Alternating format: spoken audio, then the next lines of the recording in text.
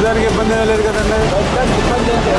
ఇప్పుడు మన గేట్ ఇప్పుడు దిగేది ఇది దిగిపోతాయి. ప్రస్తుతానికి రేపు పొద్దున లేపాలన్నప్పుడు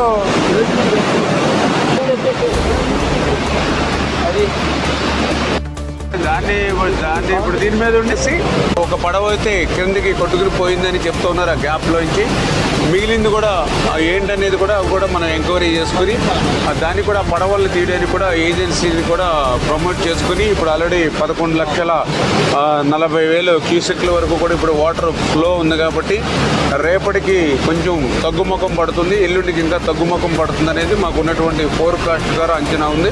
అంచేత రాబోయేటువంటి 2 రోజుల్లో అది కూడా ప్లాన్ చేసుకొని ఏదైతే ఆ పడవలు అంటే అది 4 పడవలు అని చెప్తూ ఉన్నారు, అది ఎంతవరకు 4, 3 అనేది కూడా మేము ఐడెంటిఫై చేసుకుని ఆ ఉన్న అడ్డుపడినటువంటి పడవలను కూడా